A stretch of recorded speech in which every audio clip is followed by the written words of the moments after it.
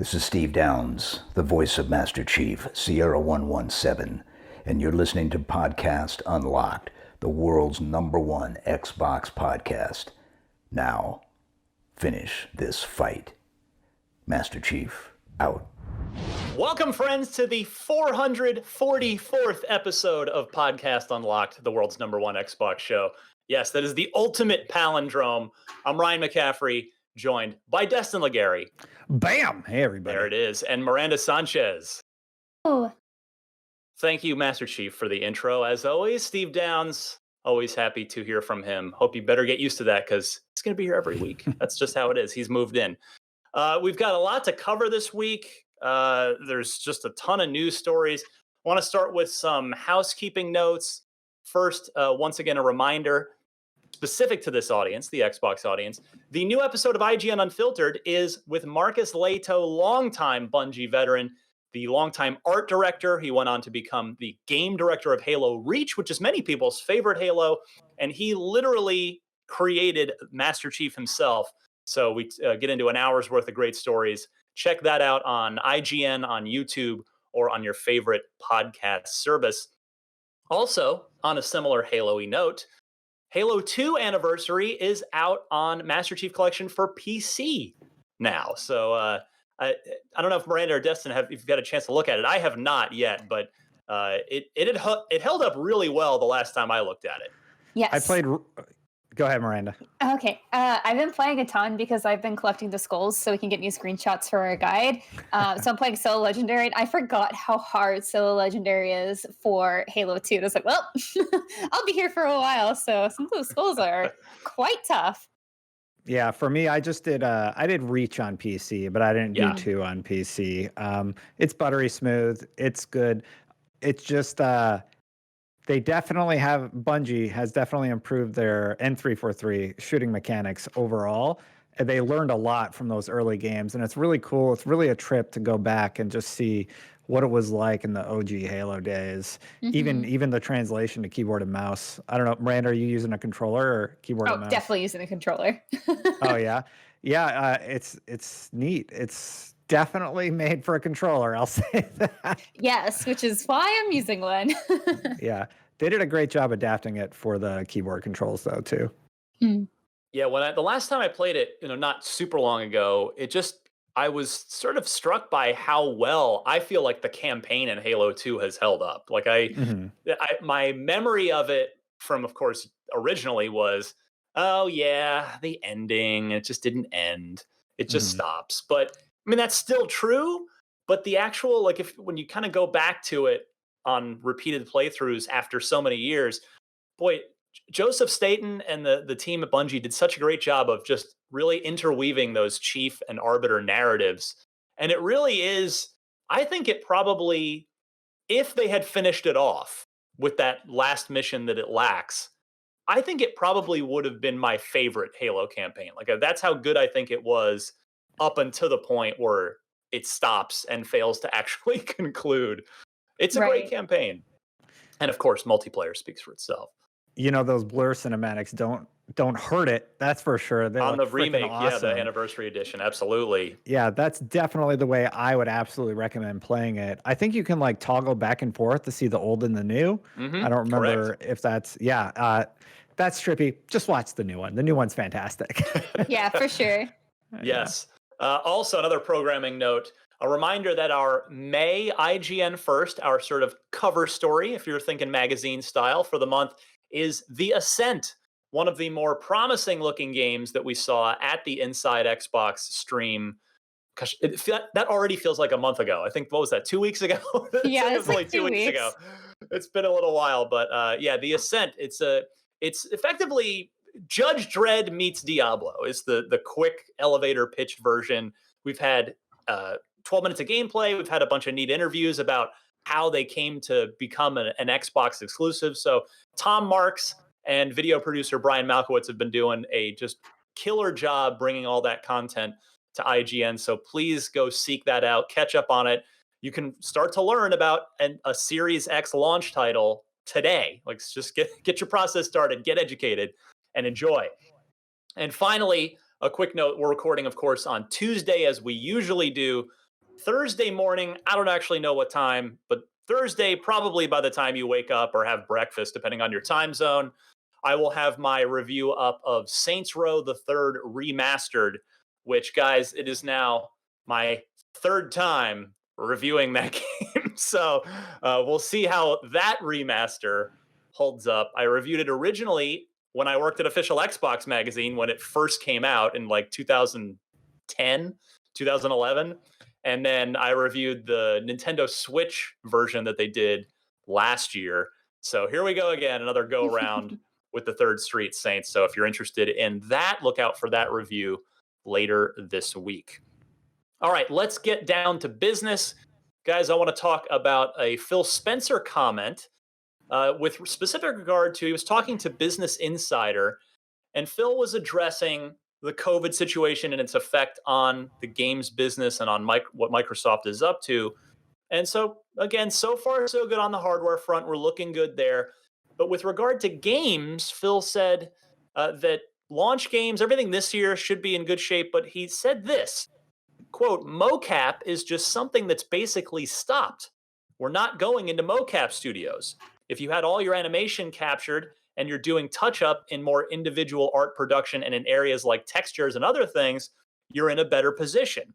If you're waiting for a lot of either large audio work, when it's with symphonies and other things, or mocap, you're held up right now and you're making progress in areas that you aren't held up. So I hadn't really thought about that. The idea that, right, so many of these games have tremendous performance capture, motion capture work with multiple actors in a scene, and then the beautiful soundtracks that we get for things like Halo have these large symphonies, and none of that can go on right now. Yeah, I mean, you're right, and he's being very upfront. That is one thing that you can't do remotely. Funny enough, Lance Reddick, he does VO for Destiny. He actually tweeted out a little clip recently where he's actually doing his narration in his closet because it has dampening effect of the clothing in there. Right. And he's sort of teasing something coming for whatever Destiny has on the way. So there are still ways to do most production things except mocap. Mocap is one of those things where you need a large space, you need to put a bunch of dots on your face, really close personal contact. Fancy cameras. Fancy cameras and such, but there are a lot of games that are okay, but something like Senua's Sacrifice. Yes, Hellblade 2. Yeah, that one might take a little longer because obviously you need the mocap for all the facial expressionism, right? Yeah, good point. I mean, it's now that presumably Hellblade 2 is much farther off. Phil was sort of specifically saying, in addition here, that he thinks the games that are due out in about a year from now, so the kind of early first half of 2021 games, which most of those we don't know about yet, those he feels like are the ones that could be impacted. And so as it specifically pertains to Xbox, I wonder, guys, I'll start with Miranda first, like what do you think we'll see fewer first-party Xbox games exclusives in that first half of 2021 after that initial launch lineup as originally planned? That seems to kind of be what he's hinting at. It's like maybe there'll be a few months delayed. It does. I think it really depends on like how much they had already done before everything kind of hit and before everyone had to just stay inside. So I definitely could see if things don't start opening up until the end of the year, early next year, then that stuff is going to be pretty significantly delayed. But hopefully there's enough in the bag already. And for studios that don't necessarily need mocap, can keep pushing through on development. But I could not imagine having to record music over the internet. That's got to be a tough one. Like, I don't know what the make good is for symphonies, just because. So I played clarinet for a really long time, like all through grade school and then through college. Yeah. And so when you're playing in like a hall with a bunch of different people, like you have to be there. Like recording online with that many instruments is so hard. Like I could not even imagine. Like I'm sure you would just have to all record your own parts, and then someone has to go through and individually mix everything together, and that's assuming that you get a great take. And so that seems like next level tough as far as like music goes. So I mean, we'll see what happens, but I would assume that some stuff is going to get hit a little harder with delays. But you know, it is what it is. Yeah, well, we'll see. I suppose at the July event with the first party games, we might get a decent sense of what that launch window looks like, and then can kind of sort of see from there, like, all right, well, what might end up getting pushed back. Although by that point, you'd think Microsoft will have a pretty good handle on it too, and they'll hopefully message all that I would like to think, accordingly well. yeah, too, that they won't announce things that would be launch window that can't make launch window. Like maybe they would just hold those for later. It's like, you know what, this isn't going to make it. That's fine. We will just not even announce it. Like that's just the way to do it, right? Like don't try to set up through something that could just be disappointing later, unless they really want to announce it now, which is also kind of fine. But you know, all right, excellent. Yes. Let's move on to our next topic, which is Gamescom, part of the ongoing digital-only life that we are all leading right now. We've got dates, we've got details for Gamescom 2020. It will now take place digitally, of course, from August 27th to the 30th, which I believe is a little later than it originally was scheduled for. Now, typically, it's a little before that in the month of August. The content hub, Gamescom Now, will be expanded and feature world premieres, news, games, and events, and will be free to watch, no event ticket required. On August 27th, we'll get Jeff Keighley's opening night live showcase, which, of course, he had been planning already. And then also, there will be Awesome Indies, which is, of course, an indie-focused showcase. Gamescom Studio, featuring developer interviews. Gamescom Daily Show, expanding on announcements from Gamescom. And then they'll close it out with Gamescom Best of Show and Awards Show. So that sounds pretty good. It sounds like we're going to get a really nice at-home event for whether you typically go to Gamescom or not. It should still be a fun time. Yeah, I think Gamescom's really smart going all digital. I think they have a pretty good lineup. Having seen what Keighley has created this far, he's definitely working on it. He's still working through a few of the challenges, you know, as we all are. And I think by Gamescom, he'll probably have something really, really nice for opening night live. And hopefully, I don't know what that's going to look like with the new setting. So it'll be different. That's for sure. Right. Miranda, do you think, like, the thought I had about this was, you know, most years, certainly in our line of work, and fans can see the content, is, you know, is the Gamescom showing of a game, sometimes it's just, they just show the same thing that they showed at E3. And right. that's with E3 and Gamescom being 2 months apart. Here, with specific regard to Microsoft, we've got the first party showcase planned for July, and then Gamescom at the end of August. So I wonder how much of a presence, like what Microsoft might show that even could be particularly different than what they'll show at their first party showcase in July. Yeah, I'm a little curious about that too, just because I feel like their showing might be just like more gameplay of very specific games that they feel like haven't gotten a lot of attention, or maybe to revisit some that were, say, announced earlier this month. Right. Just that way they can kind of go back and just like refocus some of their messaging, because if we think about it, they're going to do an Inside Xbox every month, right? As part of their 2020. And if they do those on the same cadence as we had for this month, it's going to be at the beginning of the month. So they're going to already have shown whatever they have to show for August. And so they're going to have to revisit things for that. And that's really what Gamescom is for a lot of studios. It's like, let's revisit things that we've already shown, maybe shown a different gameplay demo, maybe show something different. Because it is a little bit more consumer-based show, right? It's not necessarily just like a media event like E3 usually is. Kind of these days, who knows? Yeah. It's a little up in the air at this point now. But with that being said, I think I'm really curious to see what they go about showing. I think this is going to be a great place for maybe studios or different developers, especially smaller developers who don't necessarily have their own way to do their own big show, to get their foot in the door somewhere and say, hey, please put this on your show so that we can have something else here. Because this is like we're aligning with like a lot of different big partners, and it's their chance to like really show, hey, before next gen comes out, don't forget about us. We're here and we're excited for fall as well. And so I think that could be a good opportunity.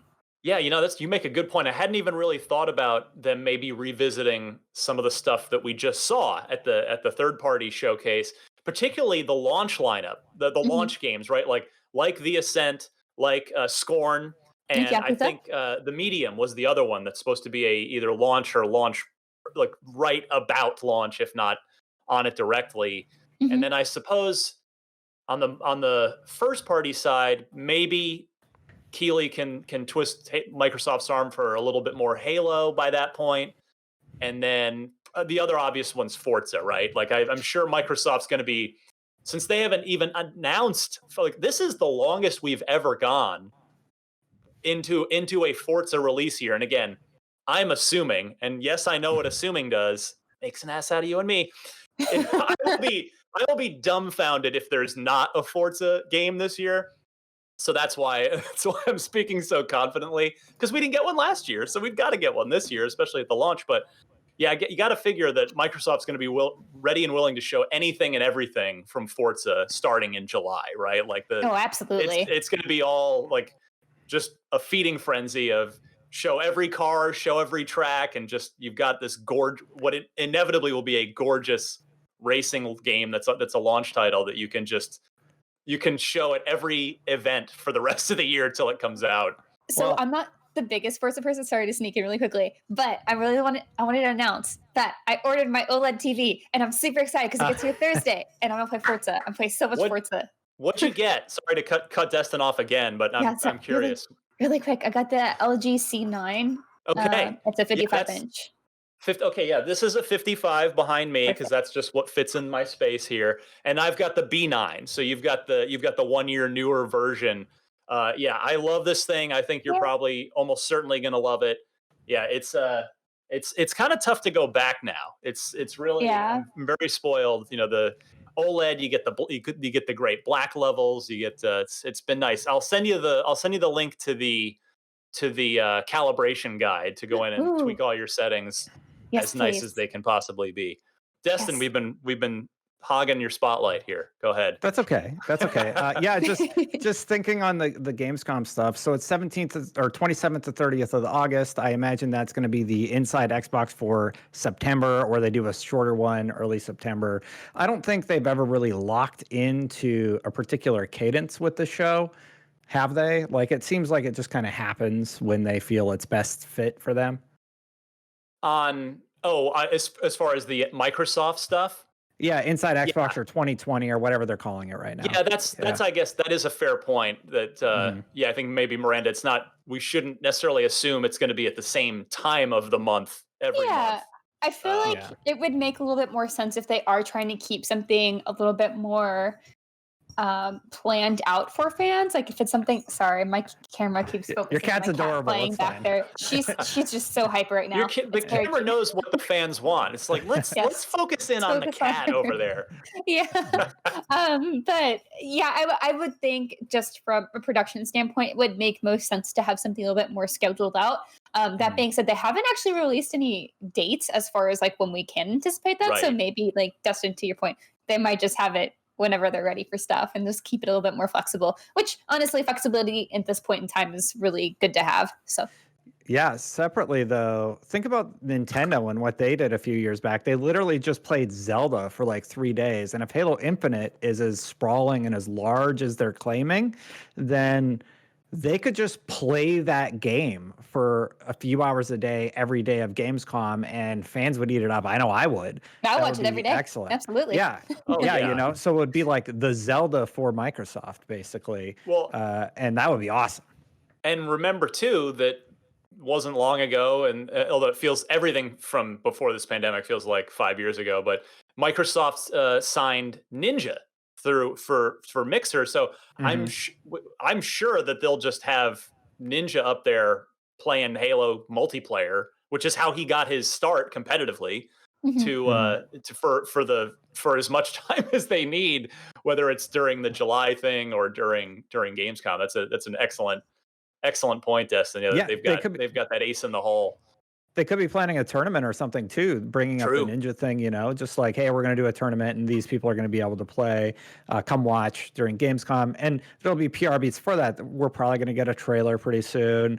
And then they'll start the marketing ramp up, So we're going to get a lot of Halo assets, I think, leading towards this holiday season. I sure hope so. I mean, I'm seeing since the community is antsy. They're ready for some Halo, but it looks like we'll have to wait till July. But you're right. From that point on, it should hopefully be floodgates are open. All right, next up, this one is a little bit of original reporting, although quite frankly, I just kind of lucked into it. So last week, so I've been talking to Double Fine for a little bit. They're well aware of how much I love Full Throttle because every time I see Tim Schafer, I tell him I love Full Throttle. And I mean, I love all of his games, but especially Full Throttle. And that game turned 25 this month, which makes me feel very old. Because it's like I was a functioning person when I played it. I wasn't a little kid. So that makes me feel old. But in any case, they invited me to do a live stream with Tim Schafer and just talk to him about the game for an hour in celebration of its 25th anniversary. And we had a great time. You can find that video on IGN, or might be easier to just find it on IGN's YouTube page or Double Fines as well. But in the middle of it, so I'm just talking to Tim about, what about just doing my nerd stuff, because I know everything about that game, like from a player's perspective. Mark Hamill is the voice of the bad guy, and all kinds of great stuff. In the middle of it, Tim goes, "Oh, well, we're bringing all 3 of our adventure game remasters to Xbox." Like, what? What did you what did you just say? You hadn't announced that before, had you? I was like, no.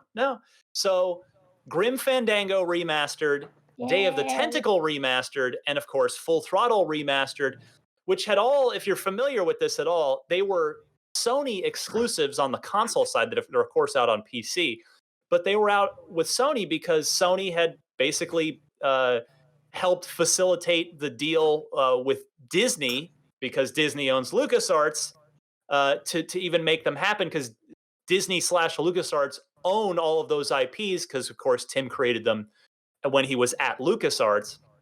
So there were a lot of sort of legal weirdness going on there, which is why Tim doesn't own those games. Microsoft doesn't own those games.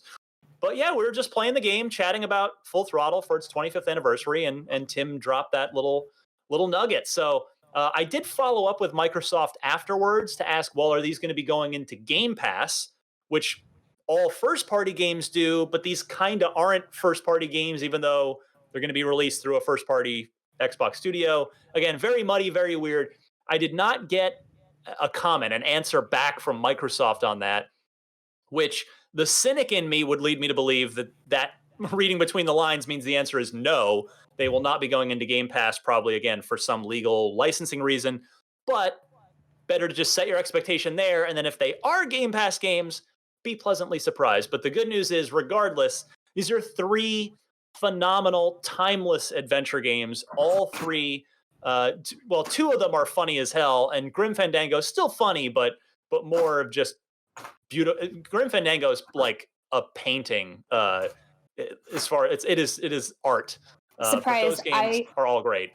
Yeah, I love Grim Fandango so much. Surprise, I have a skeleton in my background and stuff. Yeah, I love that game so much. So honestly, even if it weren't in Games Pass, I would probably just buy it again. I haven't actually played Full Throttle, so really? I should do that, because I do love adventure games. So it's one of my favorites. Yeah, you will like it. It's the humor. It's very dry. The lead Perfect. character, the voice actor that voices Ben, your main character, it's just a total deadpan, dry humor the whole time, and it's totally works with what they're doing. So if, like me, you're an old school LucasArts adventure game fan, but you have not been able to play those 3 remasters from Tim Schafer, you will finally get the chance later this year on your Xbox. Next, speaking of remasters, the Mafia trilogy is back. We'd already kind of gotten wind of the Mafia 3 Definitive Edition, which that's the most recent game. Okay, that's the least the least sexy of these 3. But we've also got Mafia 2 as a remaster. And then Destin, Mafia 1, the original Mafia, as a full from the ground up remake. Yeah, that's really, really cool. I'm glad they remade it and just didn't do the remastering process, because that's one of those games that's aged enough where Yeah. it could definitely benefit from a little bit of an update on the systems front and how it functions. And man, if you've never played the Mafia trilogy, that is just an excellent time to jump in. I know Mafia 3 was sort of but Mafia 1 apparently available August 28th, 2020. Correct. Yes. And then, yeah, we'll see about the rest of it. Mafia 2 is out now. Out today. Yeah, it's out now, but that's just HDified, right? Correct. Well, yeah, 4K. You know, they gave it a pass, but it's not just a updated remake. all the textures, just made everything look 10 times better than the original. But yeah, so if you really want to check out Mafia 2, that's a good one. And then I'm stoked for Mafia 1 and getting to play it a little bit later in the year personally, because I haven't played Mafia 1. Oh, really? Okay, yeah. I reviewed the Xbox port of it to the original Xbox. It started out, it was a PC game, and then it was ported to the original Xbox. I reviewed it. It was a great game at the time. I can't really say if it's aged well. I'd have to go back and play it again to see how it's held up, but it was a really good game with a really good story. And then with 2, Destin, did you play 2 at all?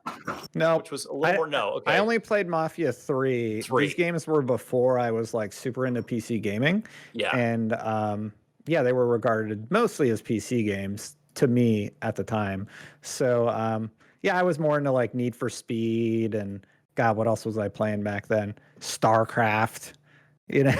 Yeah. And then yeah, I mean, obviously great games, but I'm excited to play them now. And yeah, 2 was I reviewed that for OXM as well. So that one goes back to before my time at IGN. I'm trying to think when 2 came out. It's been a while. It says 2010. 2010. Wow. Okay, so that game's 10 years old. Mm-hmm. Yeah, 2, what I remember about 2 was it was gorgeous at the time. Like, just beautiful art direction, really nice lighting. So I'd be curious how they carry that stuff forward. But it was kind of the open world. There wasn't a lot to do. That's what I remember holding Mafia 2 back. Again, the story was good. There just wasn't a lot to do in the world itself. Like, they gave you an open world and you could wander around. There just weren't a lot of cool things to do there. And then 3, I'm the opposite of you guys. I only played a few minutes of 3. I have to say, for whatever reason, it just didn't really hold my interest the way the first 2 did. Yeah, I mean, it was just whatever. But looking at some of the dates here, Mafia 1 came out in 2002. Wow. So that makes me feel old. That's. And then Mafia 2, Google's telling me 2010. Yeah. So that's quite a significant gap. Mm-hmm. Yeah, that developer, if I remember correctly, the original developer they were in I think the Czech Republic, and they were called Illusion Softworks, and I think they were eventually acquired by 2K, I think, and folded in. Feral Interactive apparently worked on it. Well, they weren't the main developer. Is that who did the remaster, you're saying? I think they did the port to consoles maybe, Mac maybe, or something. I don't know. But anyway, it all got folded into 2K. Okay, yeah, and yeah, I remember. I mean, you're right. It was a long wait between Mafia 1 and 2, and it was still another long wait between 2 and 3. I wonder if it'll be that long. I mean, now it's in totally different hands with Hangar 13, just totally different group of people. But yeah, it seems like you can buy them individually from this announcement, and then if you do that, you can play 2 now, and then you'll get 1 at the end of August, as Destin mentioned, when that comes out. But yeah, the fact that Mafia 1 is a Resident Evil 2 style, like total from the ground up remake, that makes me a lot more excited than just a regular remaster would. Incredibly smart timing. We don't have a new GTA thing right now. You know, Red Dead's far enough out that it's sort of separated. I think this is really, really good timing for a Mafia 1, where what will we call it? Remake? Yeah, It's a remake, right? Yeah. Remake versus remaster. There's a very important distinction there that you have to make. And yeah, man, Mafia 1, really, really good timing. I'm excited to play it. Now do it for Mass Effect, EA. Please. Please. The rumor won't die. We'll see. I mean, that's if EA wants to have a good EA play this year, that's the thing to say on stage. Is just pull that card out. Find somebody capable to do it and do it. Yeah, yeah. Mass Effect 1, 2, and 3 in the new Unreal Engine. Just like we saw that demo that blew us all away. Unreal 5. I'd probably I'd just be like, wow. Be super down What for have that. you been doing? I wish. Well, we don't know. It could happen. Could happen. Just got to keep screaming about it. Maybe one day we'll be right. Exactly. All right. Next, speaking of IGN's original reporting, I had a busy week last week. I also got to interview Vince Zampella, the head of Respawn Entertainment, pardon me, for that studio's 10th anniversary. So just had a nice phone or Zoom conversation actually with Vince, put up a story on IGN, and really I'd encourage you to read it, of course, but the sort of newsiest takeaway is, as you may have heard when this was first announced, so Vince was promoted to now he's going to run not just Respawn, but a group of studios at EA. So he will have more power and influence at EA, which, looking at Vince's track record, I think is a very smart thing for EA to do.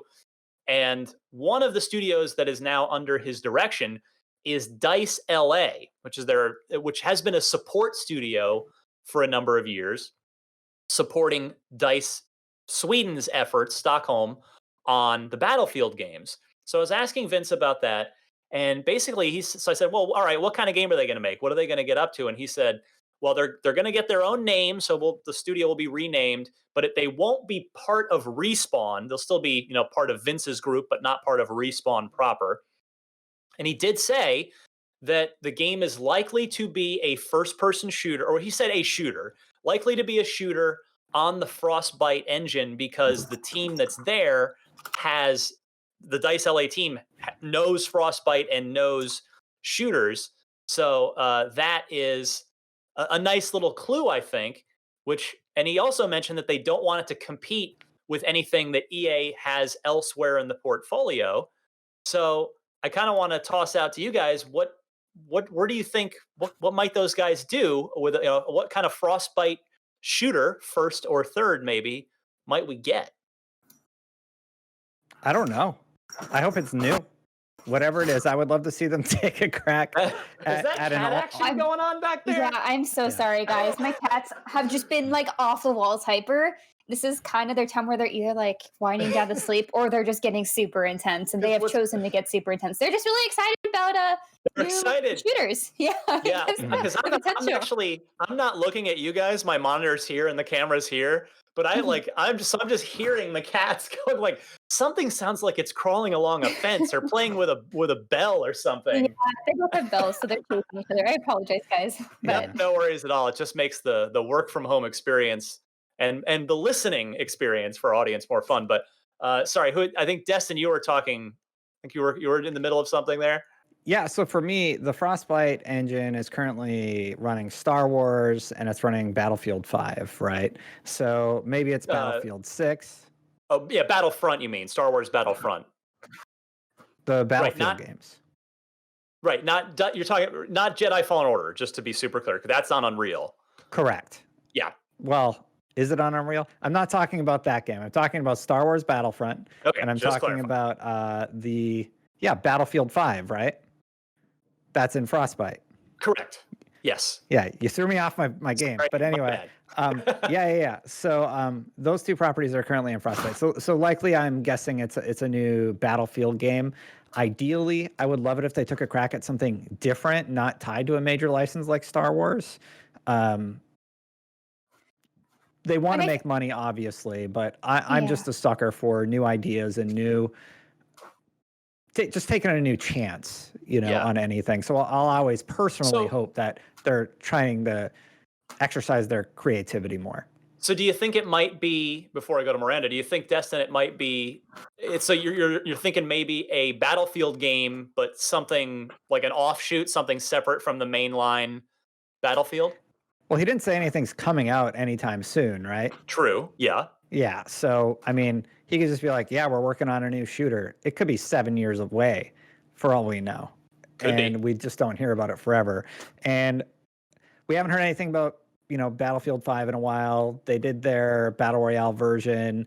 And I have to imagine they have to get into development on Battlefield 6 or whatever the next Battlefield entry ends up being. And They've said that's out next year. Pardon? I believe they've said that's out next year. That Battlefield, the next Battlefield is next year. Well, Into the plan. okay. Yeah. I have no idea Supposed then. to be. I don't know if they're going to do first-person shooters. I mean, I think that would make the most sense, but it would be cool to see them get creative with something different. So to note, also Respawn also announced a new studio as part of their 10th anniversary. So they have Respawn Vancouver, Oh, cool. which will be Okay. working more on Apex. So that has more of a team that's just pushing behind that and like making sure that there's a lot of different like updates for it and different content, and probably so that the core Respawn team down in LA can focus on other games that they're working on. And so I would assume whatever Dice LA is going to do is going to be different enough from like what core Respawn will be doing. So, which obviously, Vince wouldn't want them competing with each other. So I think Right. it's going to be something a little bit different than what we'd be expecting. That's interesting. Yeah, I guess it does make a ton of sense to start a new support studio entirely for Apex, because it's a huge game, and you're exactly right, Miranda. They could then, the core team can move on to another bigger project while Vancouver keeps Apex going. And I had one idea that I think you guys might like, and I'm trying to think. Okay, well, what could make sense that they could do? It's a shooter in Frostbite. You got a team that has experience with both of those things, and what wouldn't compete? I thought, well, okay, EA does still have the Star Wars license. What about bringing back Republic Commando the same way that they brought back Battlefield, where it's a 4-player campaign-driven co-op game? That I feel like could make a ton of sense and also make a lot of people real happy. Yes. That would be great if they could do that. I think especially if they do something with any sort of co-op shooter thing that's like story driven, that's like really appealing. And also there's not a ton of that always available. Like you do have your games like Halo and you have Gears that do that for first and third person, but having more options for that is definitely welcome. I think people would love that, Ryan. I think that would really, really be a good property to release with, what's the competition? Destiny, Remnant from the Ashes. There's a few games out there, but nothing is really new. And this would feel pretty new, like a new experience that players could hop in and enjoy. I think they'd eat it up. Yeah, and like, so we'll see. especially if they don't do something that's like a looter shooter or something, that would be even more appealing, because it has just like, hey, we're going through the story together, especially in a universe that we love, which is Star Wars. So I would be super down for that. Yeah, absolutely. Plus, I mean, a looter shooter would take too damn long to build, I would think. If you kind of scale down and just do a story-focused co-op Republic Commando type thing, that could be realistic. They could get that out before their Star Wars license expires, which it's due to end in about 3 years. And now, granted, we don't know the terms of that. We don't know if it will be extended, if it already has quietly been extended, if a game that's in development would still count even if it comes out past the end of that term. Who knows? But we'll see. It's an interesting topic of conversation for the next little while until they actually announce something. And then finally here, I want to just mention Tony Hawk Remaster. We talked about this on last week's show. This is nothing but good news. And that is that the Tony Hawk Pro Skater 1 and 2 remasters will not feature microtransactions at launch, although it was suggested it could happen down the road if there's a frothing demand for it. But Vicarious Visions head Jen O'Neill, speaking to GameSpot, said everything that you see at launch is going to be unlocked with gameplay. We're not planning on having monetization at launch, which good. Of course, no one wants. Who out there is like, give me in-game monetization now? Nobody. Yeah, I guess That's not gonna happen. Yeah. But it makes sense that they would just be super clear about with this because Yes. this is a nostalgia play, right? Like you don't Mhm. want to.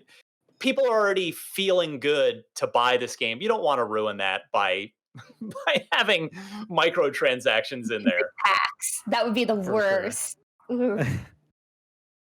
So Music packs good. like at launch, for Yeah, songs that we already love and were already included. exactly. Yeah. All right. So Yeah. good news for Tony Hawk, and that's out. So we got the Mafia remake end of August, and then the Tony Hawk we talked about last week is beginning of September. So just getting those remasters and remakes in before next gen launches. Let's get now to loot box and trivia. We're starting to run out of time this week. Going to go to the loot box. This is Preston from Seattle, Washington, up in Microsoft's neck of the woods. And this is a great one. We were talking about soundtracks earlier in the show with Phil's comment about games not being able to record their soundtracks when it comes to a large symphony piece. But Preston wonders, what game has your favorite original soundtrack? This is an excellent question. I'm going to go Miranda's way first. You can't make me pick one. No one can make me. I refuse, but I will tell you several that I love. Of course, Okay. any of the Halos, Halo 1 through 3, especially 3 because I've played that a lot. Okay, so 3 for you is that's your favorite Yes. Halo soundtrack cuz Yes. there's a case to be made for all of them, right? Yes, absolutely. I think all of them have a special place in my heart, just like 1 through 3. Pop any of them on. It's a good time. Ocarina of Time has some of my favorite music of all time for video games. And then of my new favorites, The Outer Wilds has an incredible soundtrack. I literally listen to that music every night before I go to sleep. I have like a playlist of I'm going to go to sleep now, and then I press play, and I have 2 Outer Wilds songs on there. It's very peaceful and just good. And then Undertale, for sure. Undertale, Toby Fox composes fantastic music, and I love that a lot. So, yeah. What do you say, Destin? What games what comes to mind for you? Yeah, first of all, let me just say we are absolutely spoiled by phenomenal soundtracks for most of the games that we play. They're just really good, and they stick in your head, and like Miranda said, you can put them on your playlist and go to sleep. I used to do that with the Mass Effect soundtrack, 1 and 2. I used to put a lot of the songs on from those games and listen to them on loop, and a lot of my edits I have to like edit with similar songs often depending on the game that you're talking about. So I'll just like go find the soundtrack for said game and use that as my music bed when discussing points about that property. And love it or hate it, the original Destiny soundtrack is phenomenal. And it just has God, who is the musician? Marty O'Donnell.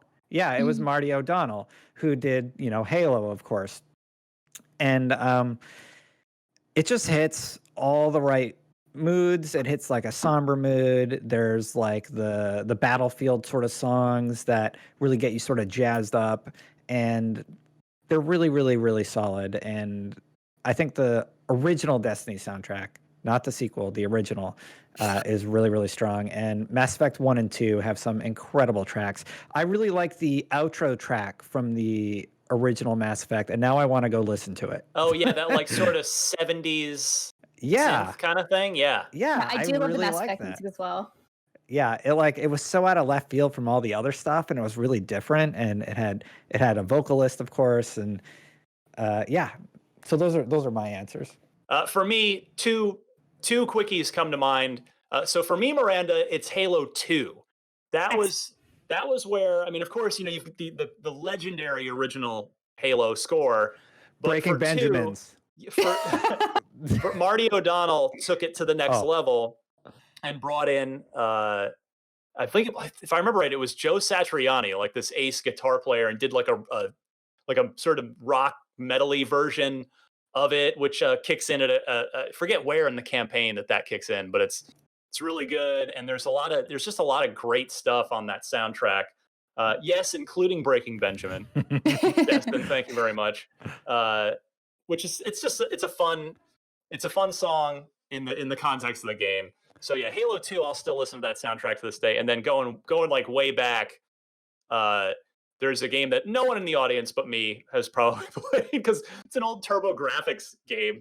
But for the TurboGrafx CD-ROM, it's Ys Book 1 and 2, the RPG action RPG series it's spelled YS, and that Right, I had no idea. That studio, Nihon Falcom, they did tremendous.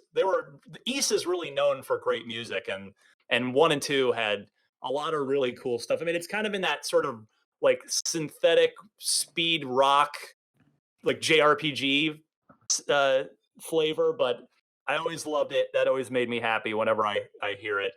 And those are the first 2 that come to mind. So Preston from Seattle, thank you. That is a great question. And we've got a few minutes left here. And I want to go to the Unlocked Block trivia question. Sorry, Brendan Tyrell will not get to play this week. He is off in Summer of Gaming planning land. So he's finalizing the stuff. He's cooking up a bunch of great stuff for you guys for June. All the great reveals, exclusives, world premieres, etc., that we're going to have for you on IGN in our sort of E3 replacement. So for the Unlocked Block trivia this week, Paul Simpkin from Hive in Southampton, England, writes in and asked, which of these titles was not a game that was in development for the 360 and then did not get a release? So we've got basically 4 canceled games here. Name the fake one.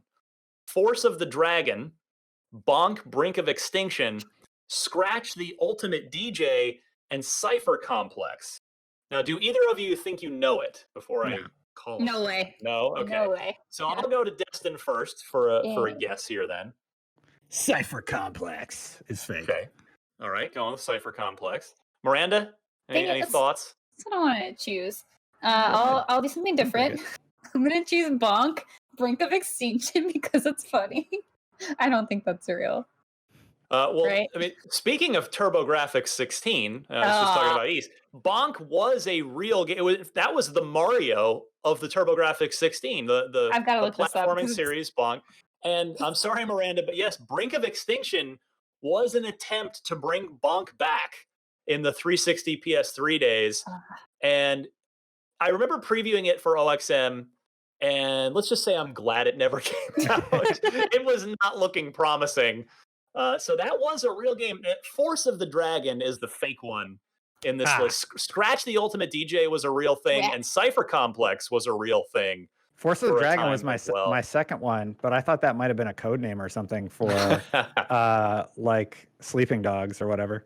Right. So I couldn't even imagine what Bonk would be. I was like, who would name a character Bonk? Like, it's what some is like this? kid with a huge head. Yes, it's a kid with a huge head, and it's set like in dinosaur time. So I was like, oh, okay, this makes a lot more sense. Because at first I was like, is this just trying to be like really edgy or something? No, it's dinosaurs. Hey kids, my name's Bonk. I'm super edgy and cool. Ryan, what was Cypher Complex? Oh, I'd have to look it up, but that I don't. That one I don't recall off the top of my head. Scratch the Ultimate DJ was obviously a DJ game in the sort of Guitar Hero Rock Band era. Yeah. And then I don't remember Cypher Complex. It was a stealth action video game that was being developed for Windows, PS3, and Xbox. Yeah, I mean, if I remember it right, it was it had like big ambition, but it just wanted to revolutionize the stealth action genre, and there's footage of it out there. There you go. The first 2, we have like 2 search results at the top. Yeah. So we have 2006. Excellent. So there you go. Sorry, nobody gets points, which will make Brandon happy when he gets back on the show, hopefully next week. And if anybody out there wants to send in a trivia question, I welcome it. I encourage it. Send your Xbox trivia question to unlocked@ign.com. Please include 4 multiple choice answers and note the correct one in your email. That's also the same email address that you can send loot box questions to just throw out there to the panel, and we will discuss. All right, it's time for us to head on out. You can find me on Twitter at DMC_Ryan. I already promoted all my stuff earlier in the show, so I'm good there. Miranda? You can follow me at Havoc Grows on the Havoc with a K on Instagram, Twitter, and now Twitch, because I am streaming BioShock every Tuesday. If you have not played that game in a long time, I'm revisiting it because it is one of my favorite games of all time. We sadly lost all the save data, or about 2 hours of work at the end of the last stream, but I have caught up. So I'll be playing tonight at 7:30 p.m. PT. And also, big things in Guide's world, working on those Halo 2 skulls. So keep an update on that if you guys want to find all the skull locations, even though they're already unlocked. But if you want the achievement, you got to go find them again. So, Destin, take us home. Yeah, personal stuff. I still stream twitch.tv/Destin, mixer.com/Destin, youtube.com/the Destin channel, because YouTube won't give me youtube.com/Destin. And then yeah, work stuff. We're like all hands on deck on the video side for Summer of Gaming. So it's gonna be good. That's all I'll say. Kicking off very soon. All right, for Destin and Miranda, I'm Ryan. This was Unlocked 444 Palindromatic Edition. We will see you guys next week.